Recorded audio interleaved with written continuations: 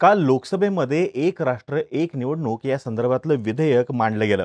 या महत्त्वाकांक्षी विधेयकाद्वारे 129वी घटना दुरुस्ती करण्याचं केंद्र सरकारनं ठरवलेलं आहे। मात्र संसदेच्या दोन्ही सभागृहामध्ये सध्या असलेलं संख्याबळाचं एकूण गणित पाहता या विधेयकाला संसदेची मंजुरी मिळणं ही सत्तारूढ राष्ट्रीय लोकशाही आघाडीसाठीची अर्थात NDA साठीची अग्निपरीक्षाच असणार आहे हे काल स्पष्ट झालेलं आहे।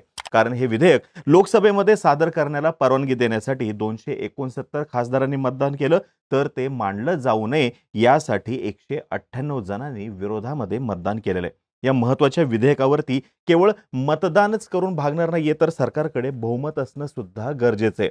पण आता या मतदानानंतर सरकारकडे बहुमत नसल्याची टीका विरोधकांनी केलेली आहे आणि त्याच्यामध्ये तथ्य आहे असं आपल्याला आकडेवारीवरून दिसते।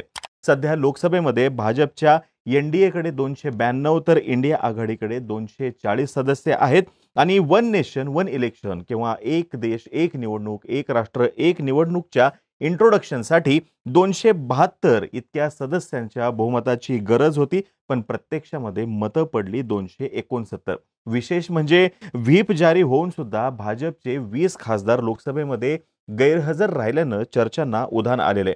या अनुपस्थित सदस्यांचा या विधेयकास विरोध आहे की काय अशी सुद्धा चर्चा सुरू झालेली आहे। आता या खासदारांच्या गैरहजेरीची गंभीर दखल भाजपने घेतलेली असून संबंधितांना कारणे दाखवा नोटीस सुद्धा त्यांनी बजावलेली आहे। आता या नोटीस बजावलेल्या सदस्यांमध्ये आहे कोण, तर बघा युनियन मिनिस्टर नितीन गडकरी आहेत, यासोबतच ज्योतिरादित्य सिंधिया आहेत, गिरिराज सिंग आहेत, यासोबतच इतर सदस्य सुद्धा याच्यामध्ये आहेत। आज आपण माहिती घेऊयात या अनुपस्थित खासदारांची, त्यांच्यावरती घेतल्या जाणाऱ्या ॲक्शनची आणि व्हीप म्हणजे काय हे सुद्धा आपण समजून घेऊयात। नमस्कार, मी अरुणराज जाधव बोलबिडूवरती तुम्हा सर्वांचं अगदी मनापासून स्वागत करतो। एक देश एक निवडणूक या संदर्भातलं विधेयक लोकसभेमध्ये सादर करण्यात आलेलं आहे आणि आता हे विधेयक संयुक्त संसदीय समितीकडे पाठवण्यात आलेलं आहे।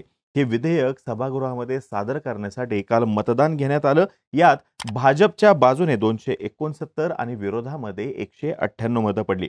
व्हीप जारी होऊन सुद्धा भाजपचे 20 खासदार लोकसभेमध्ये गैरहजर राहिल्यानं त्यांचा या विधेयकास विरोध आहे की काय अशी चर्चा रंगलेली दिसून येते आणि आता या खासदारांच्या गैरहजेरीची गंभीर दखल त्यांच्या पक्षाने घेतलेली असून संबंधितांना कारणे दाखवा नोटीस पाठवलेली आहे।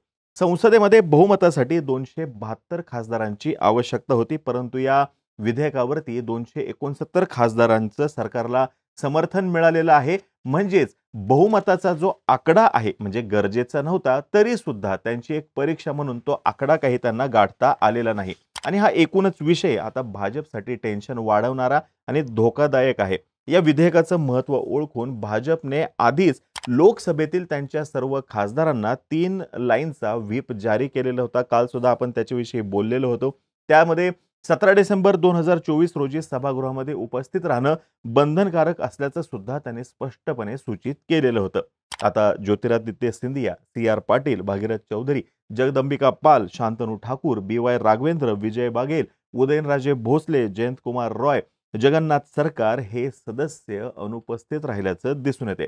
केंद्रीय मंत्री CR पाटील, भूपेंद्र चौधरींसह अन्य खासदार हे पंतप्रधान नरेंद्र मोदी यांच्या कार्यक्रमासाठी राजस्थानमध्ये होते, त्याच्यामुळे ते लोकसभेमध्ये उपस्थित राहू शकले नाहीत असं सांगितलं जाते। तर काही खासदार त्यांच्या वैयक्तिक कारणांमुळे उपस्थित राहू शकलेले नाहीत आणि तसं त्यांनी पक्षाकडे आधीच कळवलेलं होतं। पण या खासदारांमध्ये नेमकं आहे कोण हे काही अजूनपर्यंत स्पष्ट झालेलं नाहीये। लोकसभेमध्ये हे विधेयक इंट्रोड्यूस करण्यासाठी आवश्यक मतांची संख्या बहुमतानुसार 273 असायला हवी असं सरकारचं म्हणणं होतं। त्यांच्यासाठी एक ती लिटमस टेस्ट होती। तर विरोधकांनुसार हे विधेयक मंजूर करून घेण्यासाठी 2/3 बहुमत म्हणजे कालच्या उपस्थित असलेल्या एकूण 461 पैकी किमान 307 सदस्यांची मतं आवश्यक होती। मात्र सरकारच्या बाजूने मतं पडली केवळ 269। त्याच्यामुळे सरकार या विधेयकाच्या इंट्रोडक्शन वरती घेण्यात आलेल्या मतदानामध्ये बॅकफूट वरती गेल्याचं सांगण्यात येत आहे, तर विरोधक सरकारची कोंडी झाल्याचं म्हणताना दिसून येत आहेत। आता एक गोष्ट या ठिकाणी लक्षात घ्या की सरकार जे म्हणतंय तो विषय वेगळा आहे आणि विरोधक जो विषय बोलताय तो वेगळा आहे। सरकार बोलतंय ते बिल इंट्रोडक्शन करण्यासंदर्भात, विरोधक बोलतायत विधेयक मंजूर करून घेण्यासंदर्भात। बिल जर का इंट्रोड्यूस करायचं असेल तर त्याच्यासाठी आवाजी बहुमत घेतलं जातं. नंतर त्याच्यावरती काल बॅलेट पेपरवरती सुद्धा मतदान घेण्यात आलं आणि त्याचे जे काही निष्कर्ष आहेत ते आपण तुम्हाला सांगितलेले आहेत, की 269 वर्षे 198 आणि हे बहुमतच आहे आणि त्याच्यामुळे ते विधेयक मांडण्यास मंजुरी मिळालेली आहे असं गृहीत धरलं जाते. आता हेही तथ्य आहे, की 273चा जादुई आकडा जो सरकारसाठी लिटमस टेस्ट होता, तो त्यांना गाठता आलेला नाही. सरकार दोन्ही विधेयकं सविस्तर विचारासाठी आता संसदीय संयुक्त समितीकडे पाठवण्यासाठी तयार आहे आणि असं जरी असलं तरी सुद्धा या विधेयकाच्या विरोधामध्ये अनेक खासदारांनी नोटिसा सुद्धा दिलेल्या आहेत. सरकारकडे हे विधेयक मांडण्यासाठी 2/3 बहुमत त्यांना जमवता आलेलं नाही असं म्हणत विरोधी पक्षाच्या खासदारांनी विजयाचा दावा जरी केलेला असला तरी सुद्धा एक महत्त्वाचा मुद्दा असा आहे, की घटना दुरुस्ती विधेयकासाठी विशेष बहुमत म्हणजे सभागृहातील एकूण सदस्यांपैकी 50% अधिक मतं तसंच सभागृहामध्ये उपस्थित आणि मतदान केलेल्या 2/3 सदस्यांच्या बहुमताची आवश्यकता नव्हती. संसदेच्या नियमानुसार विधेयक जरी घटना दुरुस्ती विधेयक असलं तरी सुद्धा ते पहिल्यांदा मांडण्याच्या स्तरावरती विशेष बहुमताची गरज नसते. त्याच्यानंतर येणाऱ्या टप्प्यांसाठी मात्र विशेष बहुमताची गरज असते. म्हणजे पहिला जो टप्पा आहे बिल इंट्रोड्यूस करण्याचा तो आवाजी मतदानाने सुद्धा करता येऊ शकतो.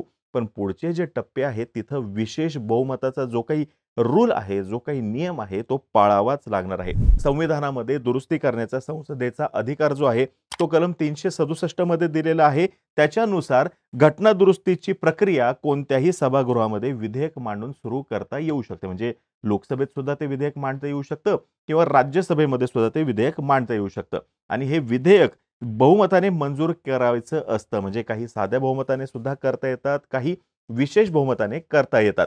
आता विशेष बहुमताने करायची जी आहे ती संघ राज्य आपली जी एकूण संरचना आहे त्याच्यावरती जर का धक्का लागत असेल तर विशेष बहुमताने अर्ध्याहून अधिक राज्यांची संमती लागते आणि मूलभूत अधिकार यासोबतच राज्याची कल्याणकारी मार्गदर्शक तत्व जी आहे त्याच्यामध्ये जर का दुरुस्ती करायची असेल तर विशेष बहुमताने करता येत असते.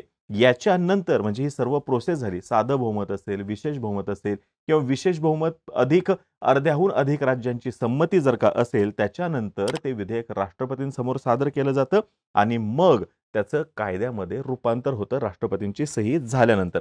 आता या सर्व टेक्निकल बाबी जरी मी सांगत असलो तरी सुद्धा वास्तव असं आहे की सरकारला त्यांचा जो काही अपेक्षित आकडा होता तो गाठता आलेला नाही आणि ते सुद्धा त्यांनी व्हीप जारी करूनही.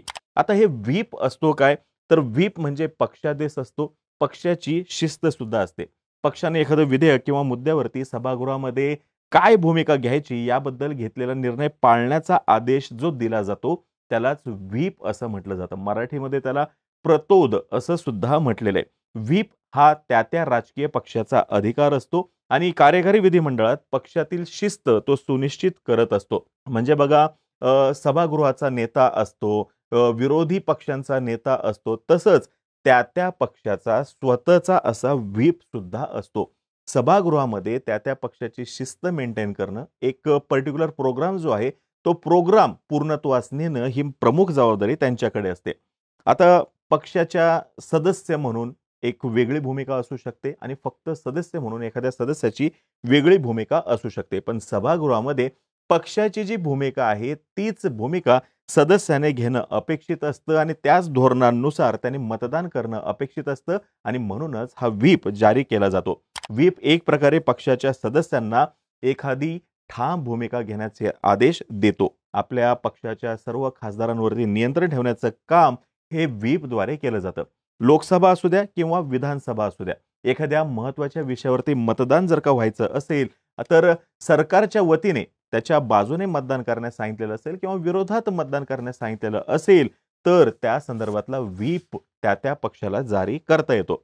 आता हा व्हीप त्या पक्षाच्या सर्व संसदीय सदस्यांना बंधनकारक असतो. कुठल्याही सदस्याने हा आदेश जर का धुडकावला, पक्षाच्या भूमिकेविरोधात मतदान केलं तर त्या व्यक्तीचं सभासदत्व धोक्यात येऊ शकतं किंवा तो सदस्य अपात्र होण्याचा धोका सुद्धा असतो. त्याच्यावरती पक्ष शिस्तीची कारवाई सुद्धा होऊ शकते. शिवाय त्याला त्याचं पद सुद्धा गमवावं लागू शकतं.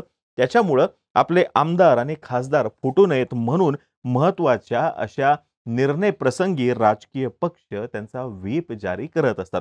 आता ज्या ज्या सदस्यांनी कालच्या दिवशी मतदानामध्ये भाग घेतला नाही, अनुपस्थित राहिले, तर त्यांना भाजपने नोटीस बजावलेली आहे. त्यांच्या संदर्भात ते काय नेमकी भूमिका घेतात ते येणाऱ्या काळामध्ये आपल्याला समजेलच. आता या चर्चेमध्ये आपण 3 लाईनचा व्हीप असा उल्लेख केलेला आहे. तर व्हीपचे 3 प्रकार असतात हेही समजून घेणं गरजेचं आहे. 1 लाईन व्हीप असतो, 2 लाईन व्हीप असतो, 3 लाईन व्हीप सुद्धा असतो. 1 लाईन व्हीप जो असतो त्याच्यामध्ये सदस्यांना त्या दिवशी मतदान होणार आहे याच्याविषयीची कल्पना दिलेली असते. पण त्यांनी नेमकी कोणती भूमिका घ्यावी याच्याविषयी त्याच्यामध्ये क्लिअर कट असं काही सांगितलेलं नसतं. गरज पडली तर त्या सदस्याने आवश्यक ती भूमिका घ्यावी असं त्याच्यामध्ये सांगितलेलं असतं. पक्षाची भूमिका घ्यावी असं काही 1 लाईन व्हीपमध्ये मेन्शन केलेलं नसतं. पण ज्यावेळेस 2 लाईन व्हीप असतो तर त्याच्यामध्ये सदस्याने सभागृहामध्ये उपस्थित असणं बंधनकारक असतं. यासोबतच त्याला वोटिंग संदर्भातल्या स्पेसिफिक अशा कोणत्याही इन्स्ट्रक्शन्स देण्यात आलेल्या नसतात. ज्यावेळेस 3 लाईन व्हीप असतो तर त्यावेळेस त्या सदस्याने सभागृहामध्ये उपस्थित राहणं आणि पक्षाने जो काही आदेश दिलेला आहे त्याच्यानुसार मतदान करणं गरजेचं असतं आणि म्हणूनच भारतीय जनता पक्षानं त्यांच्या सदस्यांसाठी 3 लाईनचा व्हीप जारी केलेला होता. आता बघा, हे विधेयक जाणार आहे संयुक्त संसदीय समितीकडे. काही पक्षांनी याला पाठिंबा दिलेला आहे, काही पक्षांनी विरोध केलेला आहे. काल याच्याविषयी आपण सविस्तर अशी चर्चा सुद्धा केलेली आहे. विरोधी पक्षांच्या लोकसभा खासदारांची संख्या पाहता इंडिया आघाडीच्या पाठिंब्याशिवाय कोणतेही घटना दुरुस्ती विधेयक सहजासहजी मंजूर होणं आजच्या दिवशी तरी अवघड दिसतंय. कारण की एकूण गणित तशाच पद्धतीचं आपल्याला दिसून येतंय आणि त्याच्यासाठी या विरोधकांसोबत चर्चा करणं हाच सरकारसमोरचा सगळ्यात सोपा असा उपाय आहे. जेपीसी मधली जी चर्चा आहे ती सरकारसाठी फार महत्त्वाची सुद्धा ठरू शकते. विधेयकावरती अंतिम मतदान होताना लोकसभेच्या 542 सदस्यांपैकी विधेयक मंजुरीसाठी 361 सदस्यांच्या समर्थनाची गरज आहे. एनडीए व्यतिरिक्त सरकारला YSRCP, BJD, AIDMK यांचा पाठिंबा आवश्यक आहे. राज्यसभेमध्ये 231 सदस्यांपैकी 154 सदस्यांचं समर्थन आवश्यक आहे आणि हे जर का त्यांना साध्य करायचं असेल तर विरोधकांना सोबत त्यांना घ्यावंच लागणार आहे. नाहीतर इंडिया आघाडीमध्ये फूट तरी पाडावी लागणार आहे. संसदेमध्ये हे घटनादुरुस्ती विधेयक मंजूर करून घेता न येणं ही सरकारसाठी मॉरली हार सुद्धा असू शकते. त्यांच्यासाठी तो मॉरली धक्का सुद्धा असू शकतो. जर का सरकार हे विधेयक मंजूर करून घेण्यामध्ये अयशस्वी ठरली तर सरकारला धोका नसेल, पण भविष्यामध्ये इंडिया आघाडीमधील घटक पक्षांचा आत्मविश्वास वाढेल हे मात्र नक्की.